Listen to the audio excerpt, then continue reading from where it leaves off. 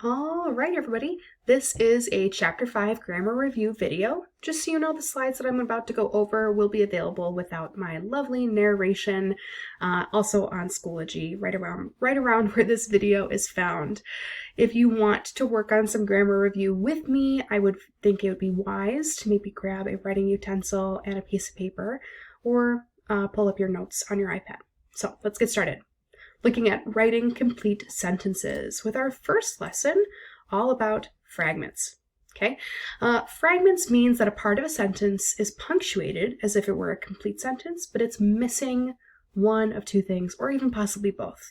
It could be missing a subject, a verb, or, like I said earlier, both of them.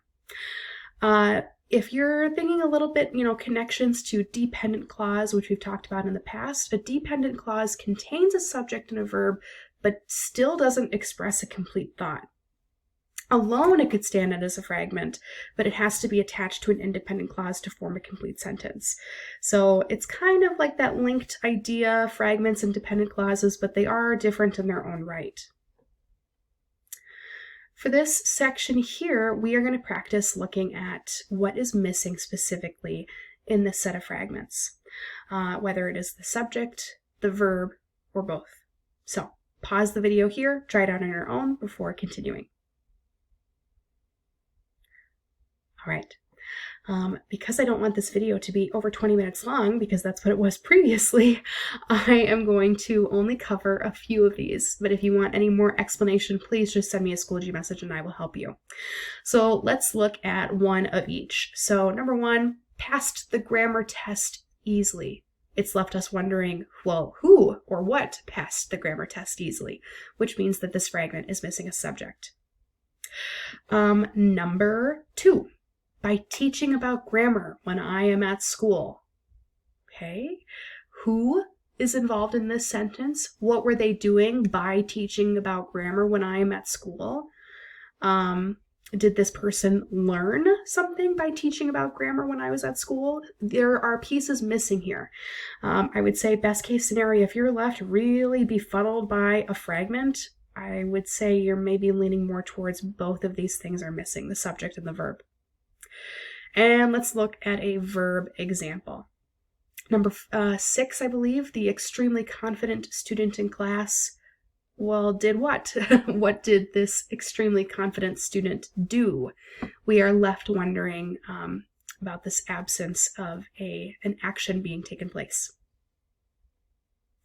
So not only on your test will you have to identify what is missing with your fragments, subjects, or verbs, or both, but you will also be given basically a multiple choice option. You'll be given a fragment, and then you'll be given two options how to best fix that fragment to make it a complete sentence. So all I would suggest is maybe working on these sentences here, trying your best to look at the many possible ways that you could and change these to make it no longer a fragment. Just know that you will not have to rewrite it out on the test for fragments. You will be given multiple choice options. Cruising along here, though, we're going to talk about lesson number 2, which was run-ons. So pretty much the opposite of a fragment. A run-on means that, hey, we have a complete thought, but the problem is we have more than one complete thought in a sentence.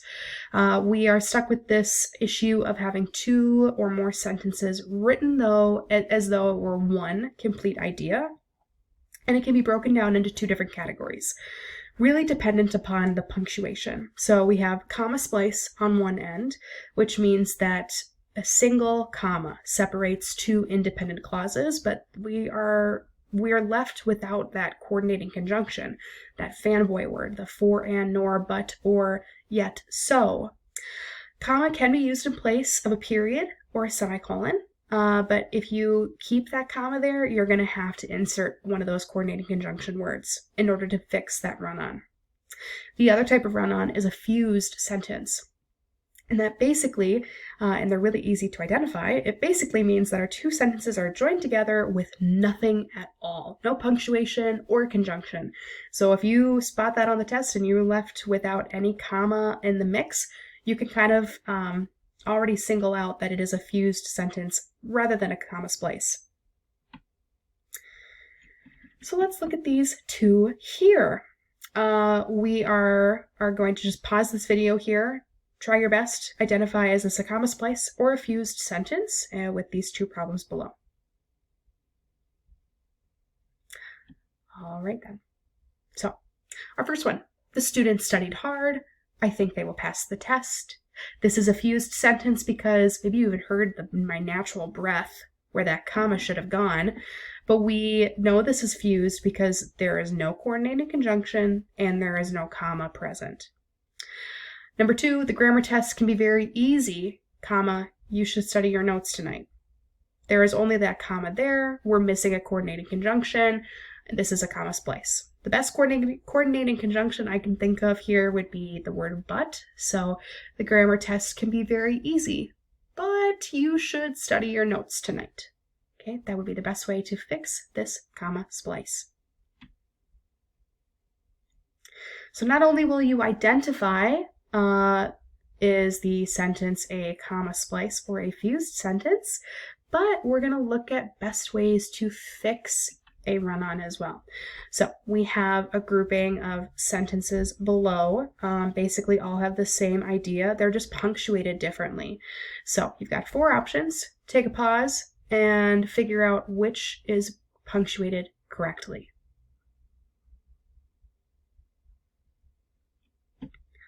All right.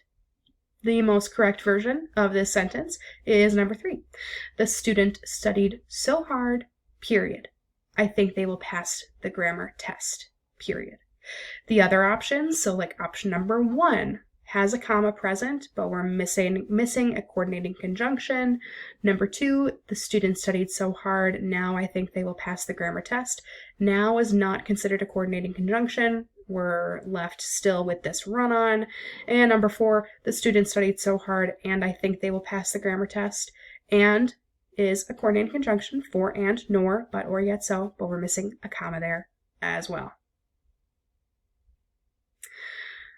I will then ask you to do this once again, decide which one is punctuated most correctly. All right.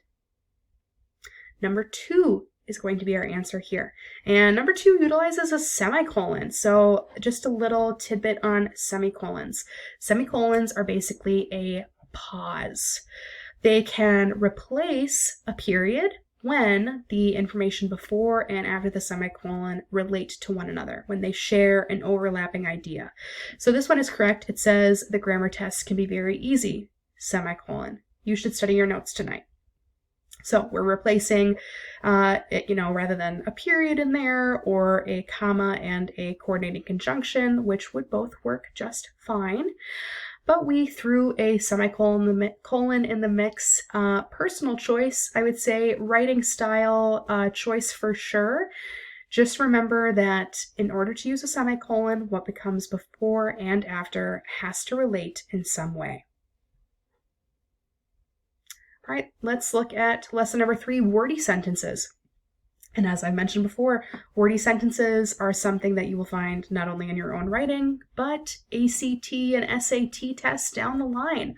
So a wordy sentence means that we have a sentence containing extra words and phrases that make it more difficult or confusing or really repetitive to read.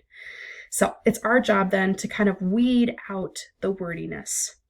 So, question for you here. Each of the following sentences is too wordy, and you must rewrite each one and simplify. You will find pretty much this exact ask, not word for word question, but we will ask you to do this also on the test, where you will be given some wordy sentences. Each one will be wordy, and it is your job to cut through all the mess and make it the most clean version possible. So take a pause, try it out.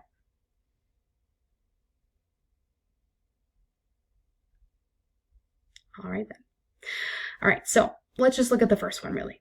My classroom in the school is very well decorated with different decorations and posters. So not only am I hearing decorations twice, but posters I pretty much get from this idea of decorated as well. Instead, we can just say my classroom is well decorated. It's pretty much implied that if I call it decorated, there are already decorations on my wall, such as posters. Okay. Number 2, it says, because of the fact that the students need to study for this test, they should study very hard. Study is found twice. It just sounds really clunky. I feel like reading it out loud, I felt it was really clunky in my mouth as I was saying it. Instead, we can just say students need to study hard for this test. It's a directive. It's very clear cut, and we're weeding out the wordiness.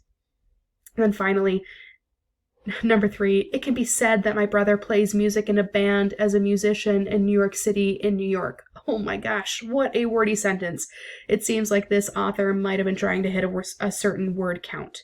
Instead, we can just simply say my brother is a musician in New York. All right, then let's look at parallel structure. All right, parallelism is when we use the same forms, when the same forms are used to express ideas of equal or parallel importance.